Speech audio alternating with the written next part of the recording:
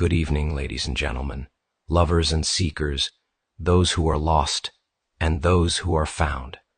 Tonight's fragment sports a headline that reads, "The Devil Himself," and the body of this fragment reads as follows: "I'm always in it for the money.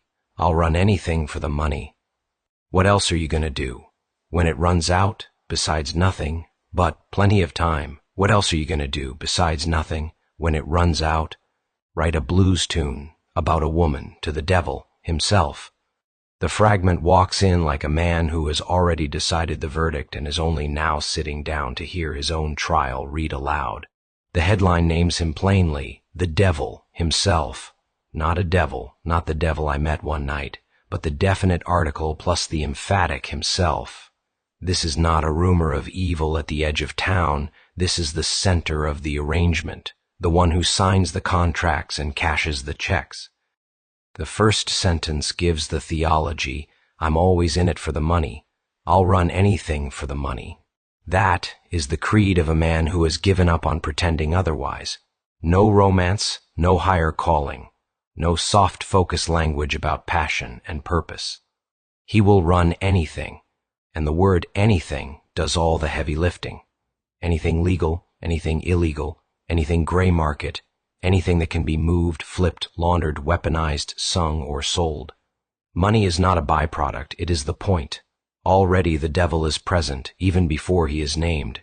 For in the old stories, the devil does not primarily stab or haunt, he deals. He offers terms. He asks what one wants most, and then drafts a contract that quietly redefines what that want will cost. The voice in the fragment sounds like a man who has, at minimum, internalized that logic. He will run anything for the money. And yet the fragment is not content to leave him there in that lean, hard confession. It immediately turns to the one thing that breaks the devil's confidence game every time, the moment when the money runs out. Money, time, and the geometry of nothing. What else are you gonna do when it runs out? Besides nothing, but plenty of time. The line is jagged, broken into little questions that don't quite ask. They jab. The narrator is talking to himself, or to some younger hustler, or to the empty room. He is thinking ahead to the end of the run, when the hustle slows, when the jobs dry up, when the body gives out, when the phone stops ringing, when the money is gone. The key phrase is that strange pair, besides nothing, but plenty of time. It names one of the older, crueler geographies of American life, the region where there is an abundance of hours and a famine of meaningful work, dignity, or pay. Time becomes the surplus commodity. It piles up in the corners of the room like junk mail in plastic bags. There is nothing to do but wait, and waiting does not pay. The geometry is brutal but simple. Money converts time into motion. No money converts time into vacancy. The devil loves both sides of that equation. On the way up, the man will run anything just to turn his hours into cash, into speed, into status. On the way down, when the cash is gone, the devil gets something even richer, a soul marinating in boredom, regret, craving, and shame. Notice that the fragment repeats the question, "What else are you gonna do? Besides nothing? When it runs out?" The repetition is not laziness, it is insistence. The narrator is not asking for advice. He is circling the same sinkhole twice to make it clear there is no easy road around it. When the money runs out, all the old slogans start to sound false. What is left is time, and the devil is very patient with people who have plenty of time. The woman in the middle of the triangle, write a blues tune about a woman to the devil himself. The last movement of the fragment suddenly brings in a third figure, the woman. The blues has always known this triangle, man, woman, devil. Or more accurately, desire, loss, temptation. Something about love gone wrong exposes the ledger line that money had been covering over. About a woman is one of the oldest assignments in the songwriter's handbook. She can be an ex, a ghost, a betrayal, a missing future, or the one that got away. In the fragment, she is never described. There is no color of hair, no name, no town, no dress in the moonlight. She is an index of loss without details. That makes her universal and dangerous. She stands for everything he wanted that did not stay. The important twist is not that the tune is about her. It is that the tune is addressed to someone else, to the devil himself. That preposition is doing surgical work. The man is not singing to the woman trying to win her back, apologize, blame her, or immortalize her. He is singing to the one who presided over the deal, the one who watched him trade away time, attention, tenderness, and self-respect in the name of money, status, or survival. The woman is the evidence. The devil is the judge. The tune is the testimony. In that configuration, every cliché about love gone wrong quietly becomes an indictment of the economic, moral, and spiritual system that trained him to be always in it for the money. The woman is not merely a romantic wound. She is a casualty of the larger covenant. Something in the way he lived made it impossible to keep her. And now, when the money has run out and time stretches long and useless, all he has left that might still move is his voice.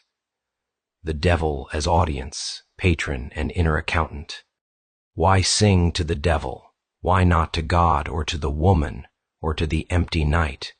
Because the devil is the one he has actually trusted. He trusted the devil's math, run anything, get paid. He trusted the devil's scheduling, sleep later, work now. He trusted the devil's promotion ladder, loyalty equals output. In the fragment, the devil is not horns and pitchfork. He is the cold logic of the deal. He is the one who told the truth about what the system wanted. It did not want love, friendship, mercy, or rest. It wanted throughput, units moved, numbers hit, money made. The narrator can respect that. At least the devil does not pretend otherwise. So when the time comes to write the blues tune, he knows who deserves the address line. To the devil, himself is almost a note in the memo field of the song. Here, this one is for the real employer. This is a status report from a former contractor explaining the state of the assets and liabilities. Asset: none. Liability: one woman lost, one life burned, plenty of time with nothing to do. At another level, the devil is simply the part of himself that kept the ledger all along, the internal accountant who tallied every compromise and every small betrayal. Singing to the devil is singing to that part of the self, the hard, unsentimental witness who cannot be fooled by flowery language or self-pity. If the man can finally bring a blues tune to that inner devil and not flinch, something honest might happen. It will not undo the damage, it will not bring the woman back, it will not rewound the clock, but it might qualify as something rare in the devil's office, a true statement signed. Blues as an audit of the soul. Write a blues tune. That command in the fragment is compact but immense. The blues is not just a genre, it is an accounting method. It is what happens when one takes the raw numbers of a life.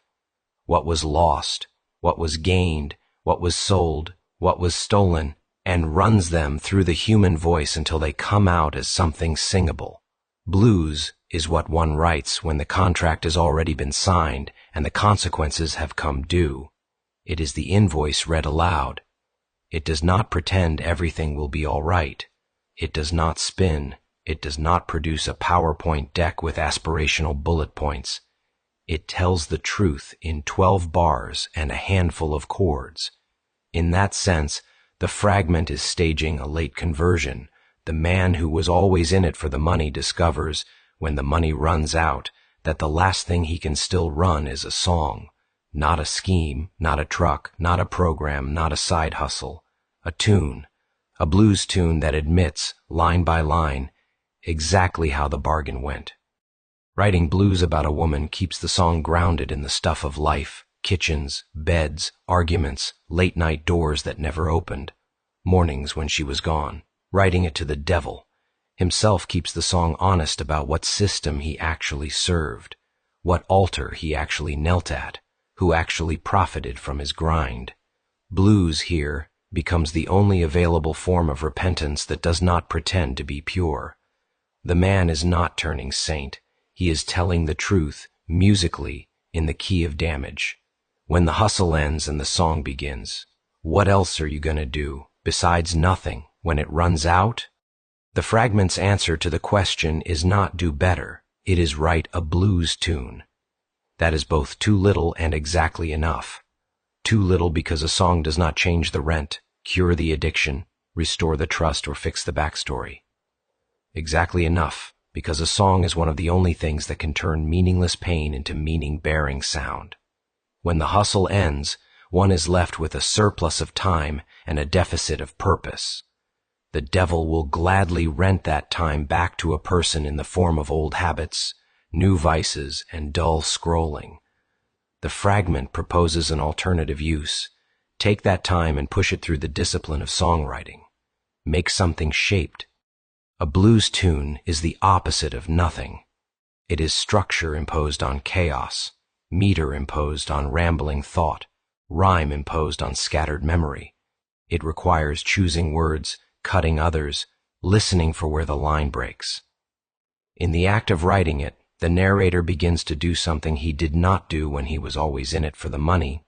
He begins to pay attention to what his choices cost. The devil, himself, and the last unpaid bill. The headline draws the whole fragment into focus. The devil himself is not just a spooky flourish. It is the name of the one who issued the first credit line and is now collecting the last unpaid bill. Every bargain that ignores the cost in time, love, and self eventually sends up a final invoice.